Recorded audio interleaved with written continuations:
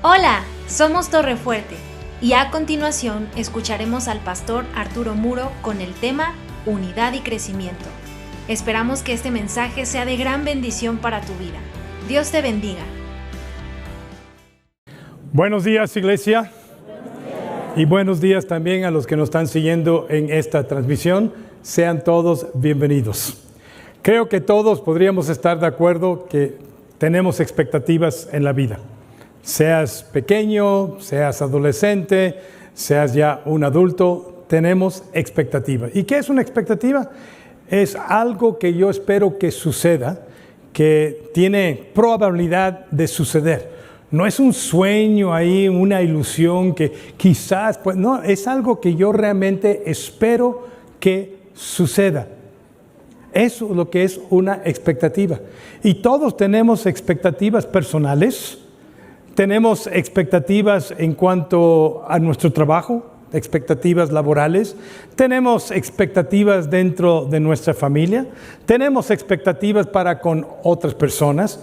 Tenemos expectativas dentro del matrimonio.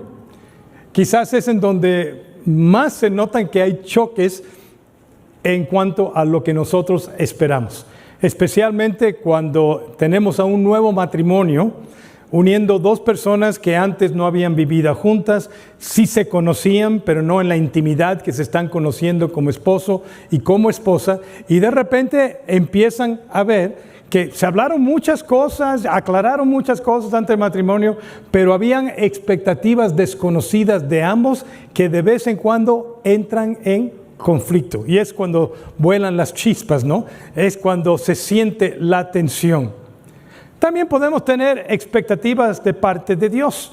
Obviamente esas expectativas se deben de basar en la palabra de Dios, no lo que yo me imagino que Dios es o lo que yo quisiera que Dios fuera, sino expectativas aterrizadas, fundamentadas en la palabra de Dios. Tristemente, a veces nosotros como hijos de Dios nos creamos expectativas de lo que nosotros esperamos de Dios que son irreales y que no van de acuerdo a la Escritura.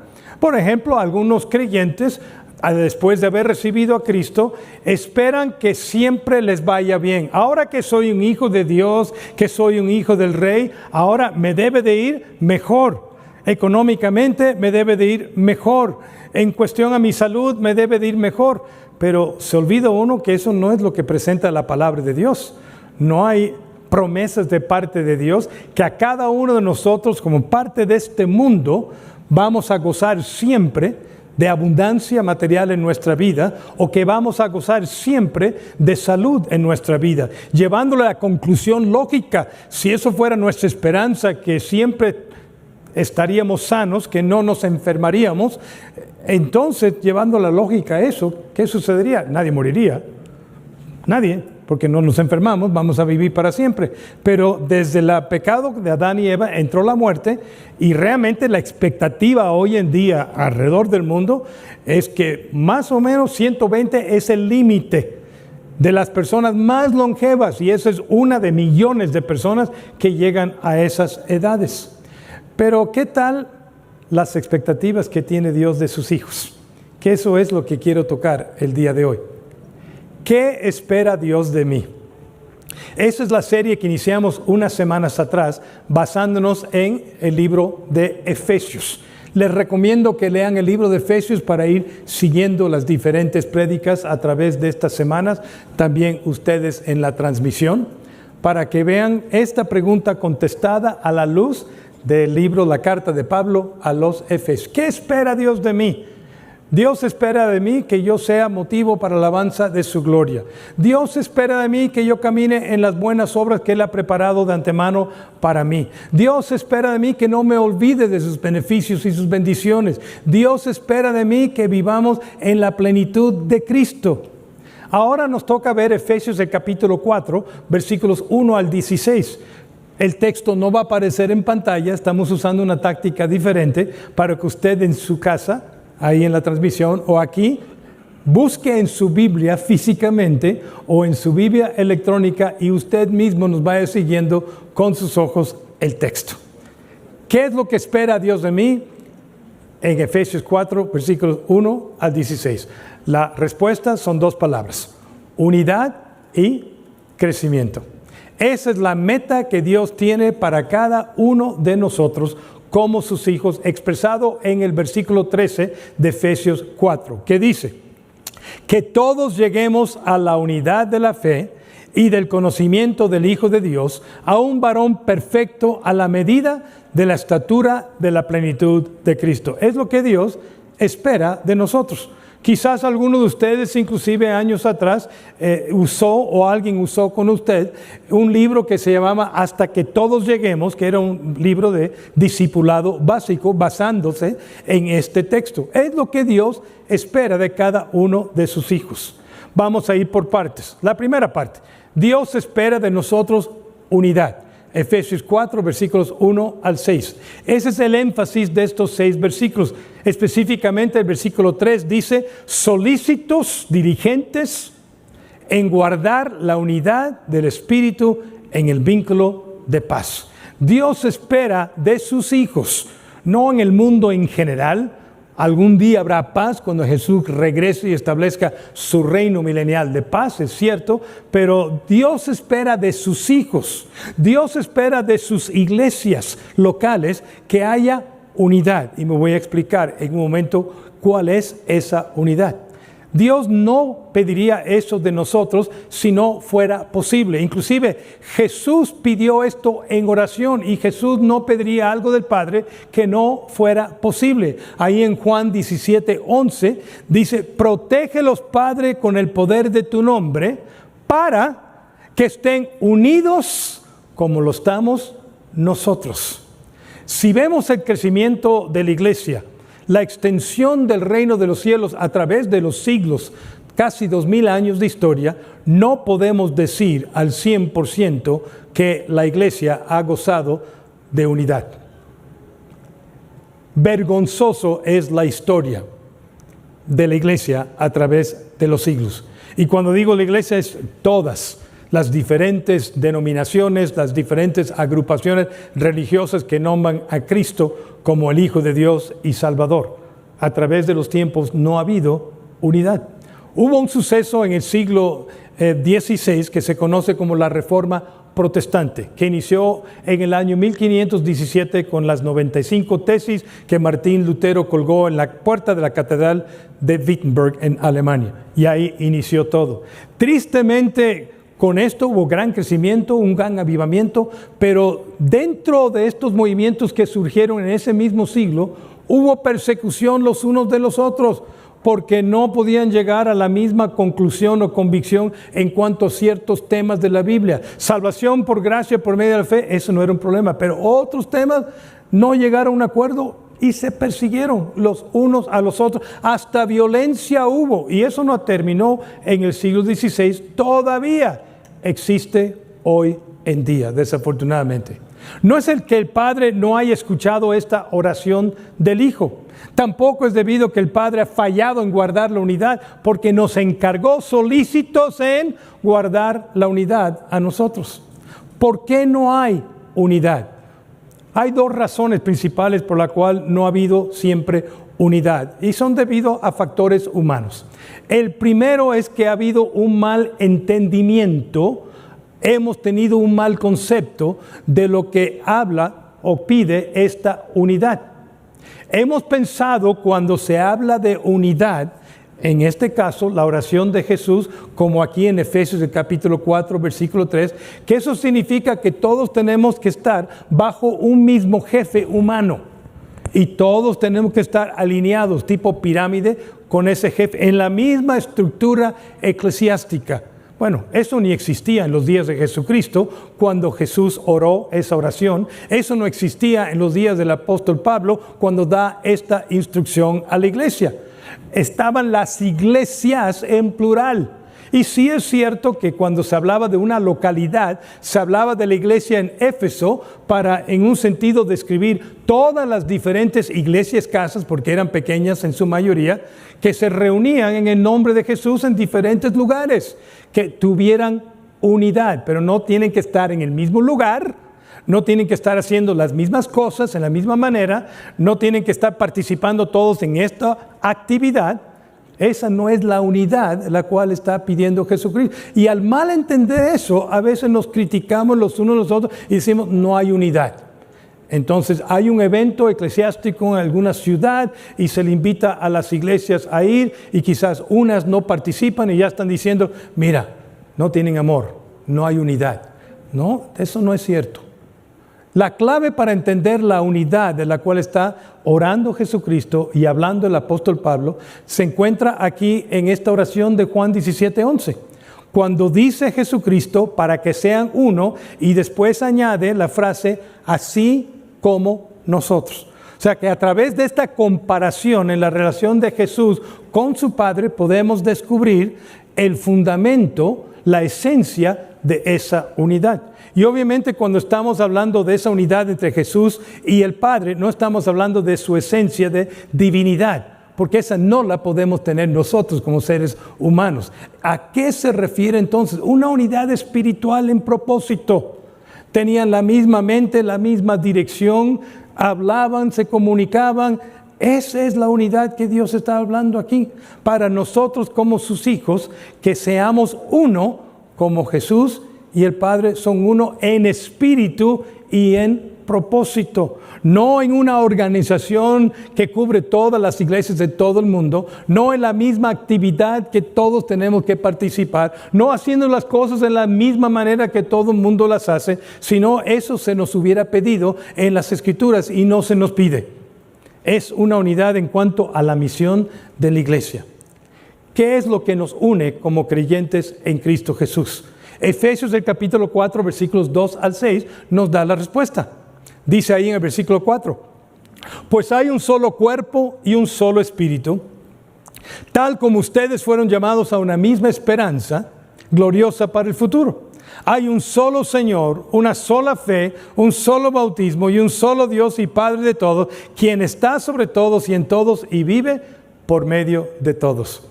Hay 7 factores de unidad que se mencionan en estos versículos, o 7 verdades que nos unen a todos los creyentes de todos los tiempos, de todas las culturas, de todas las naciones, de todos los idiomas y respectivamente de las diferencias que pudiéramos tener. Todo creyente comparte estas 7 verdades. Estos 7 factores. Y estos son mucho más importantes que distintivas denominacionales, creencias y convicciones personales y aún diferencia en criterios que podemos tener en cómo hacer una cosa u otra. Eso es, entre verdaderos creyentes en Jesús hay más que nos une que nos separa. Es cierto, podemos reconocer que hay diferencias particulares entre nosotros como creyentes, claro que hay. Hay diferencias en cómo las iglesias hacen las cosas o que enfatizan una parte doctrinal que otra. Sí, hay diferencias, todos estamos conscientes de eso, pero hay más que nos une que nos separa a los verdaderos creyentes en Cristo Jesús. Es muchísimo mayor el peso de lo que nos une que aquello que nos separa. El primer factor mencionado en esta lista que aparece en Efesios capítulo 4, 2 al 6, es que somos parte de un cuerpo que se llama el cuerpo de Cristo. Todos pertenecemos a la misma casa y somos parte de la misma familia como hermanos en equipo. Somos del mismo equipo. Ahora, cuando se reúnen 2 equipos hoy en día, por lo general hay 2 porras, ¿no? Los que le van al verdadero equipo mexicano que va a ganar el campeonato este año, que se llama La Franja, y los que le van al otro. No estamos hablando de ese tipo de equipo. No, todos somos parte de la misma familia de Dios. Ahora, es cierto, dentro de familias hay diferencias, ¿no? Los papás se dan cuenta de cómo sus hijos a veces luchan, ¿no? Y entran en conflicto. Ustedes adultos que ya son papás recordarán cómo se llevaban con sus hermanos, ¿no? Se llevaban a la perfección, ¿no? Nunca hubo un pleito entre ustedes, nunca hubo una diferencia. Y ahora que son adultos se llevan perfectamente bien. ¿Es cierto? No. Pero les puedo garantizar en una buena familia que si viene un ataque de afuera hacia la familia, se olvidan inmediatamente de todas las diferencias y vienen al lado del hermano, del papá, de la mamá, para defender. Dos hermanos que están en la escuela, que siempre se están peleando, si se atreve a alguien a hablar mal de la mamá, se olvidan de la pelea y van a defender a la mamá. Dos hermanos que están ahí, que quizás el tercero no se lleva tan bien y ese tercero es amenazado por bullying ahí, van a la defensa de ese hermano. Y así debemos de ser nosotros en Cristo Jesús. Puede haber diferencia, a veces hasta tensiones entre nosotros, pero hay más que nos une que nos separa. Y cuando hay de afuera ese tipo de tensión, nos damos cuenta si hay verdadera unidad, si nos consideramos como parte de la misma familia, porque ahí es cuando nos unimos. Aunque hablemos diferentes idiomas, seamos de diferentes países o culturas, tengamos diferentes colores de piel y seamos de diferentes congregaciones, tengamos diferentes opiniones hasta políticas, hay más que nos une en Cristo que nos separa, porque somos parte del mismo cuerpo, hermanos en Cristo Jesús, ahora y por toda la eternidad. El segundo factor de unidad que se menciona es que todos tenemos un mismo espíritu. No hay diferentes espíritus, solamente hay un Espíritu Santo que nos ha hecho hijos de Dios, que nos ha transformado, que nos ha hecho nuevas criaturas, que nos ha hecho nacer de nuevo y nos ha convertido en parte de la familia de Dios y ha hecho de nuestros cuerpos un templo de su presencia, un mismo espíritu. Bien lo dice 1 Corintios 12:13, todos fuimos bautizados en un solo cuerpo por un mismo espíritu y todos compartimos el mismo espíritu. No hay creyentes con un espíritu diferente y ese espíritu está en ti, está en mí y es el mismo. Eso nos une entrañablemente como hermanos en Cristo Jesús, parte del mismo cuerpo y respectivamente de nuestras diferencias. Y tenemos que reconocer eso, tenemos que honrar eso. Y por eso tenemos que ser tolerantes los unos de los otros, porque somos hermanos en Cristo Jesús. De vez en cuando entramos en peleas, es cierto, y tensiones, pero hay que reconocer esto sobre todo y regresar después de la tensión a la hermandad nuevamente al perdonarnos mutuamente. El tercer factor de unidad que se menciona aquí es que todos tenemos la misma esperanza gloriosa de lo que ha de venir, de lo que viene después en el futuro. Todos somos ciudadanos del cielo. Dice Filipenses 3:20, nuestra ciudadanía está en los cielos, de donde también esperamos al Salvador, al Señor Jesucristo. Y algo que comparte todo creyente es que tenemos una esperanza que allá en la gloria Jesús está preparando una mansión para nosotros. Todos tenemos la esperanza que algún día Jesús regresará, todo ojo le verá y toda rodilla se doblará y confesará a Jesús como Señor. Un día regresará, todos tenemos esa esperanza. Ahora, puede variar a través de los siglos en las cosas específicas de cómo y cuándo. Y hay personas que creen que va a ser después del milenio, otros que dicen que es antes del milenio. Nosotros tenemos nuestra convicción y posición aquí en Torre Fuerte y obviamente es la nuestra, es la que enseñamos, es la que creemos, es propia de nosotros, está en nuestro estado doctrinal. Pero no por eso yo soy enemigo de aquel que piensa en algún detalle de la segunda venida de Jesucristo diferente a lo que nosotros enseñamos. Lo respetamos. Nos daremos cuenta todos de cómo y cuándo, cuando suceda. Pero como dijo Jesucristo, ni los ángeles saben el día y la hora. Pero nosotros, especulando un poquito, hemos calculado no la hora y el día, que Dios nos guarde, pero sí quizás la forma y qué cosas tienen que suceder. Y eso está bien, pero tenemos que respetar que hay diversidad de opiniones en eso y no ser enemigos los unos de los otros. El cuarto factor de unidad que se menciona en Efesios 4:5 es que todos tenemos un mismo Señor. Todos tenemos un mismo Señor. ¿Están de acuerdo? Imagínense tener dos señores. No se puede. Jesús lo señaló. No puede servir al dinero y servir al mismo tiempo a Dios. Entonces, tenemos que tener un mismo Señor. Ustedes que han tenido experiencia con recursos humanos o han sido analizados por recursos humanos, saben muy bien que una persona, un empleado, no puede tener dos jefes. No funciona, porque no sabe a quién escuchar, a este o a aquel, y hay confusión, no hay efectividad, no se cumplen objetivos, porque tienes que tener un jefe aquí en la tierra. Bueno, nosotros espiritualmente tenemos solamente un soberano al cual le debemos obediencia, honra y lealtad. Un solo Señor, no es diferente. Y ese un solo Señor es jefe tuyo, es jefe mío, es soberano del creyente que está en otra iglesia en la ciudad de Puebla, igual que está otro en el continente africano, y respectivamente en qué iglesia se está reuniendo, si confiesa a Jesucristo como Señor y Salvador. Ese es un hermano en Cristo, que es el mismo cuerpo, tiene el mismo espíritu y tiene el mismo Señor. Una sola cabeza. El quinto factor de unidad que se menciona también está en el versículo 5, y es que todos tenemos una misma fe. Y cuando dice fe, no es el resumen doctrinal. Por ejemplo, nosotros tenemos en la página web un resumen de nuestro estado doctrinal. Lo que creemos no es extensivo, son 17 artículos, pero sí cosas para que podamos trabajar en el mismo equipo en una sola dirección. Pero hay algunas verdades fundamentales que no cambian para todos los creyentes. Y esta es: somos salvos por gracia, por medio de la fe en Cristo Jesús. Esa es la sola fe. Podemos tener diferencias aquí en cuando regrese el Señor, sí es cierto, pero nadie puede tener esa diferencia. Todo creyente llega al Padre por el mismo camino. Como dijo Jesús, nadie llega al Padre si no es por mí. Esa es la sola fe que nos une, y por lo tanto puedo decirle hermano a otro que piensa un poquito diferente que mí, que practica unas cosas diferentes que yo practico, pero que cree en Jesucristo como Señor y Salvador. Ese es mi hermano también, a pesar de nuestras diferencias.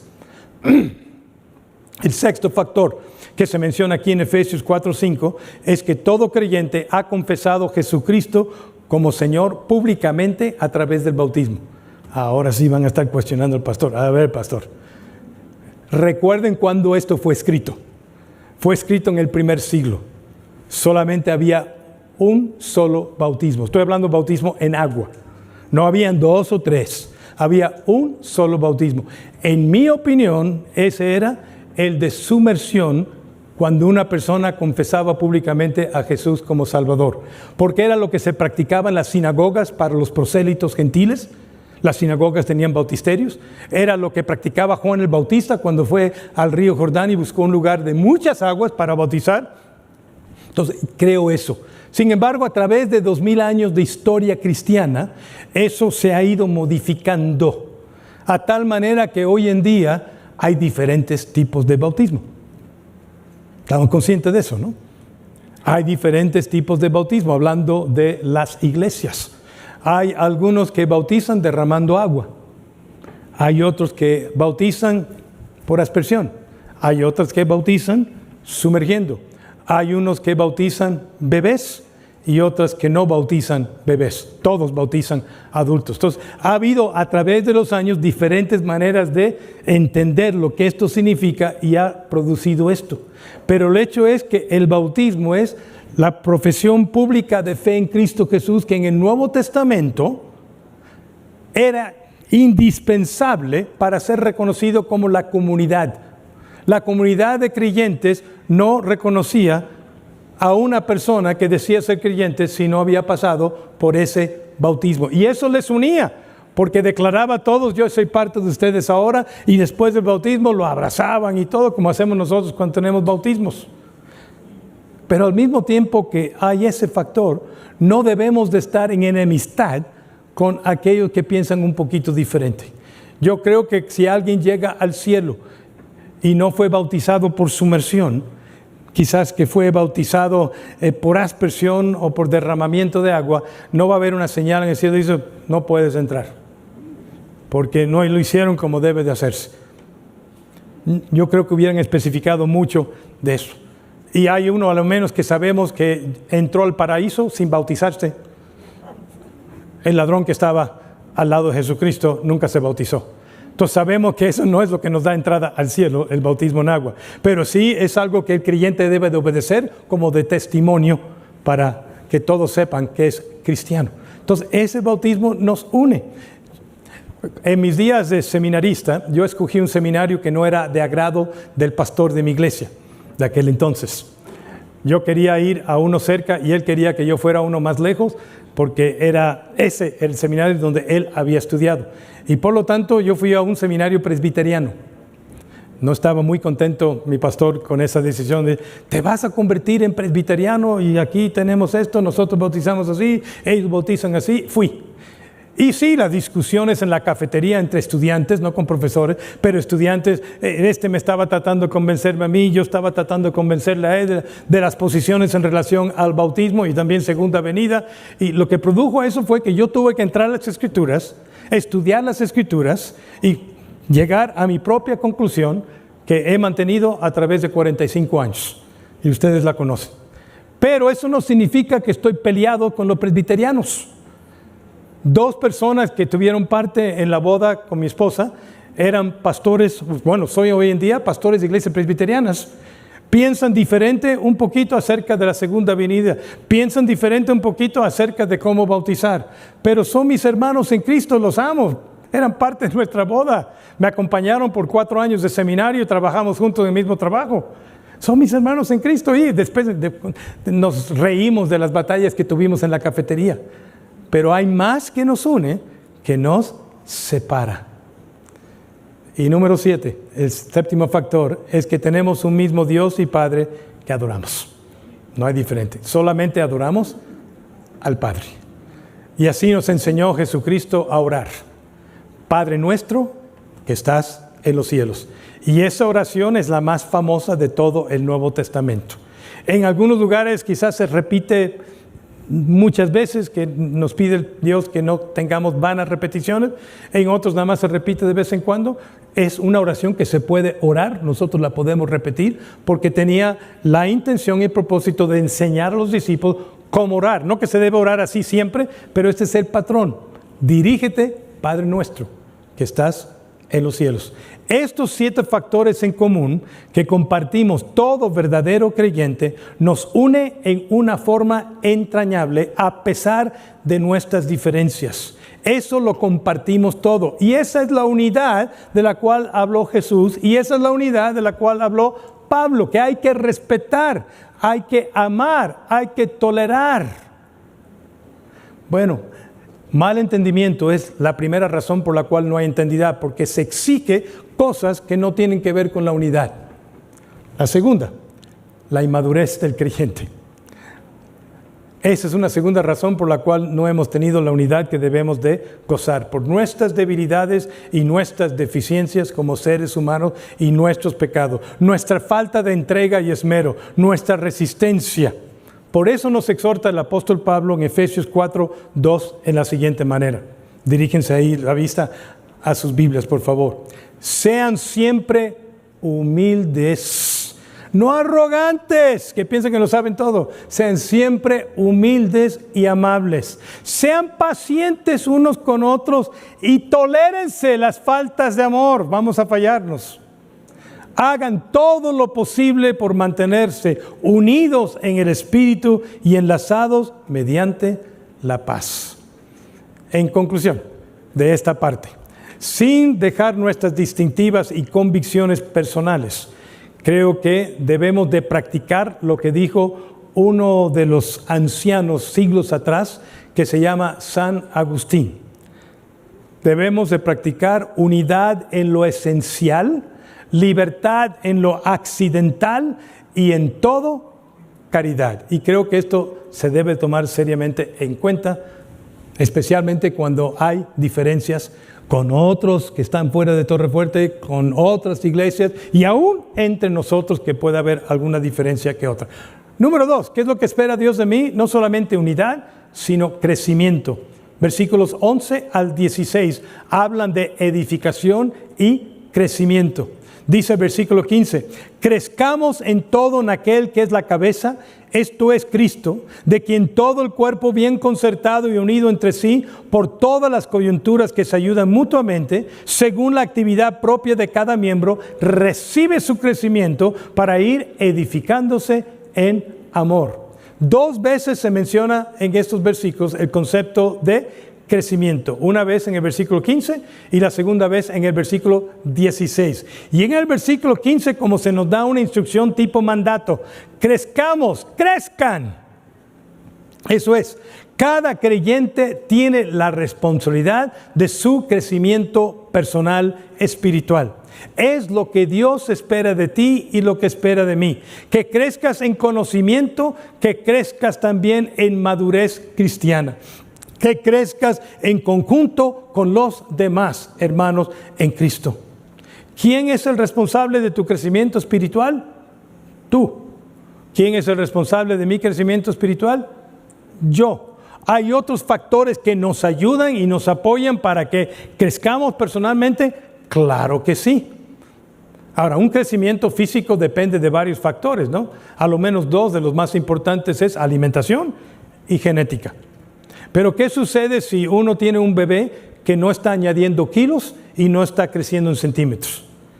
¿Qué es lo que hace uno? Va al doctor, ¿no?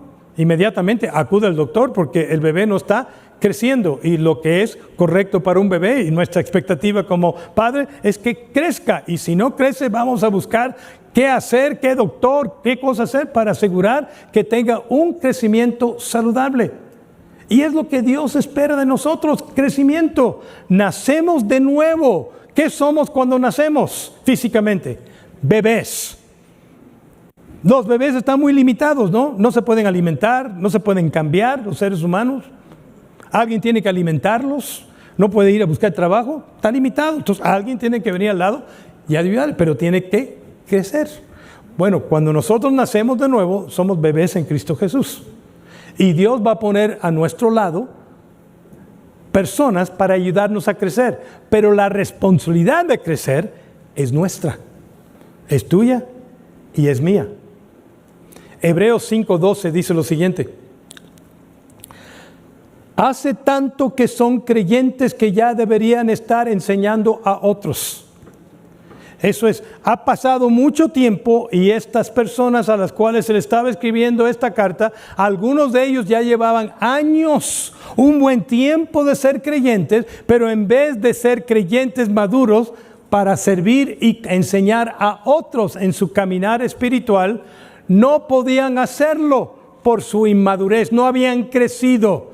Eso es, el tiempo no es garantía de crecimiento en el sentido espiritual. Es posible que tengas años en Cristo y todavía seas un bebé en Cristo, ni has llegado a la niñez, ni has llegado todavía a la adolescencia y lejos de ser adulto. Sigue diciendo el texto.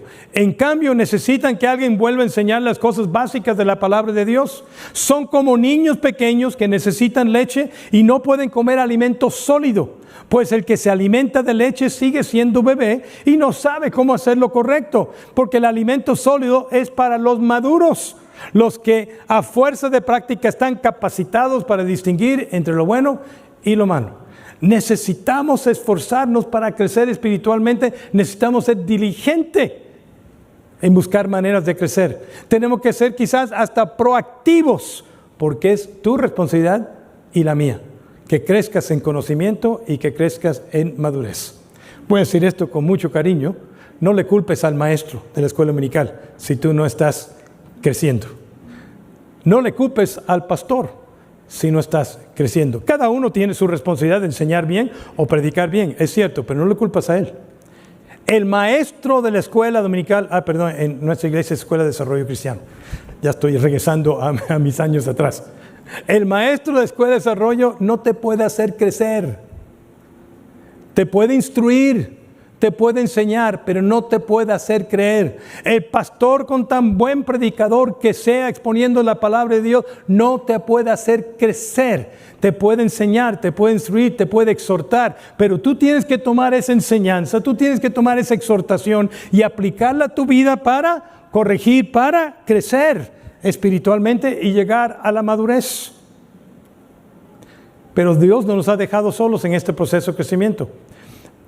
Ahí en Efesios capítulo 4, versículo 11, están los que nos capacitan. Y dice ahí, Él mismo constituyó a unos apóstoles, profetas, evangelistas, pastores y maestros. 5 oficios, hombres y mujeres dones que están diseñados por Dios y han sido regalados a la iglesia para capacitarnos, equiparnos para poder nosotros crecer para poder nosotros construir, edificar, para poder nosotros mejor servir. Ese es el propósito de estos hombres y mujeres dones. No es el tiempo para hablar de cada uno de los 5 oficios, pero Dios los dio como regalo para que usted sea capacitado. O sea, es una ayuda para que usted pueda crecer, pueda construir y pueda mejor servir.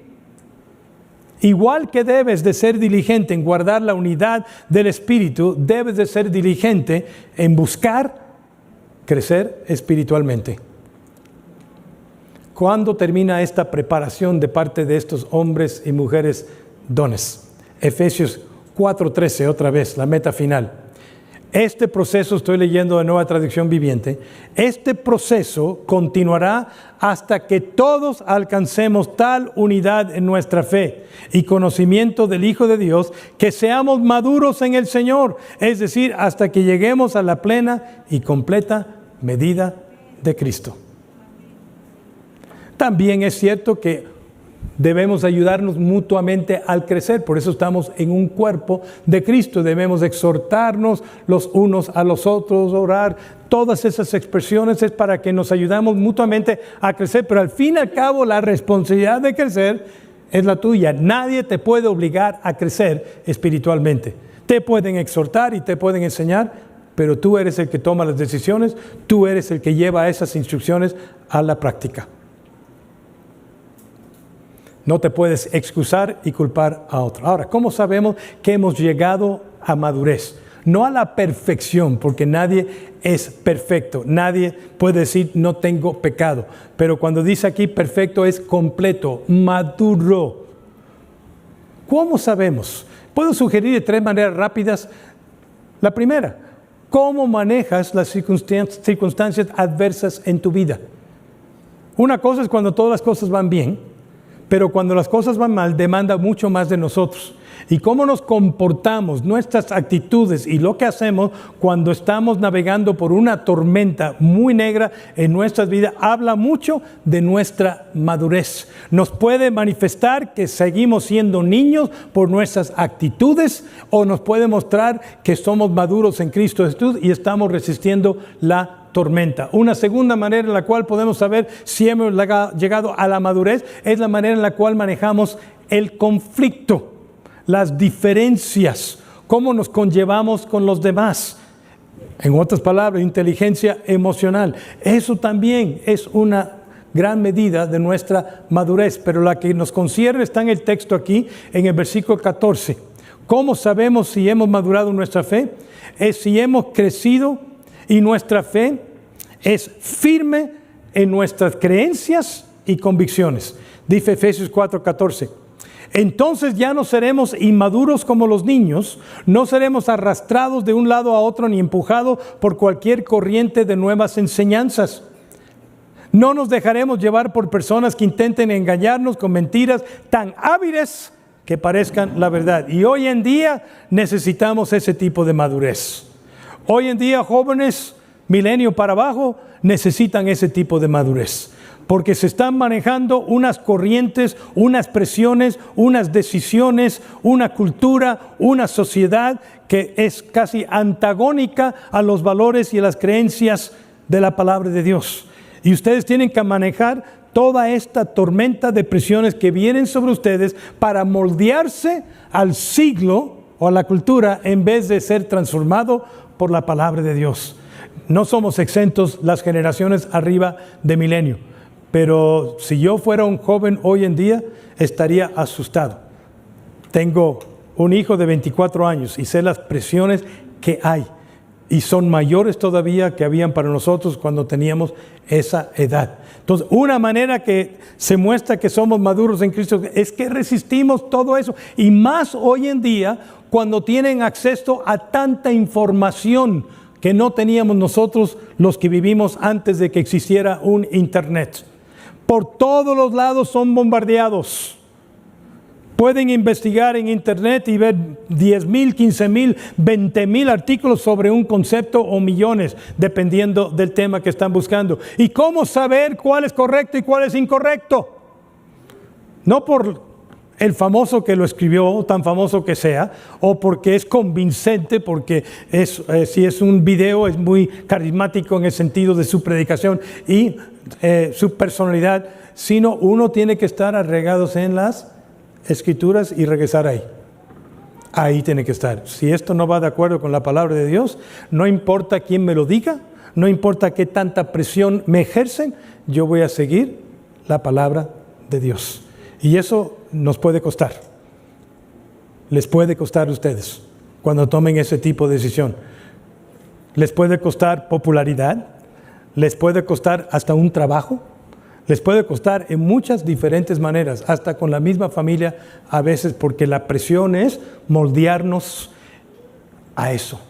Inclusive yo diría hoy en día que estamos entrando no a lo que era la tiranía de la mayoría, que es una expresión que se usaba antes, sino la tiranía de una minoría, que está ejerciendo tanta presión que si tú no te unes a esa minoría,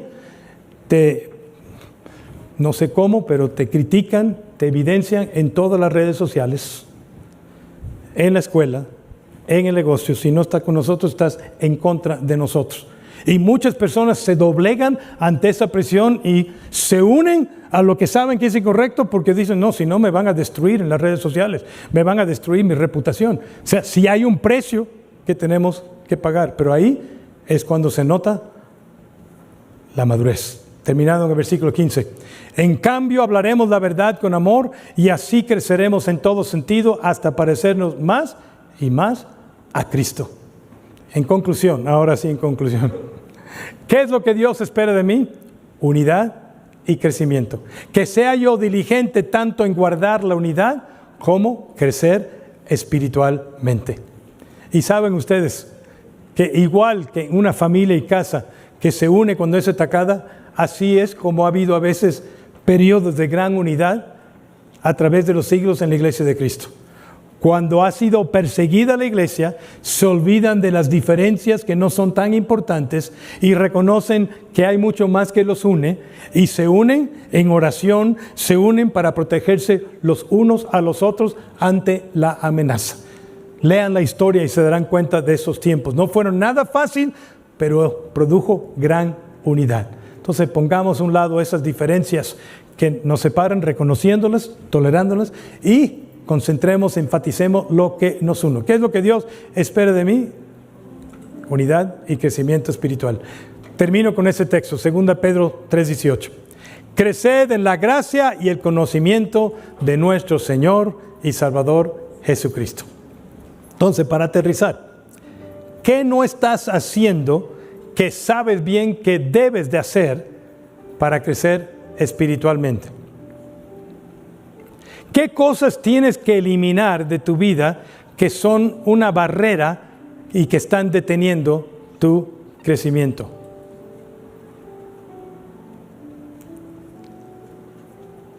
¿Qué estás haciendo tú para crecer espiritualmente en una manera saludable? Es tu responsabilidad, igual que guardar la unidad.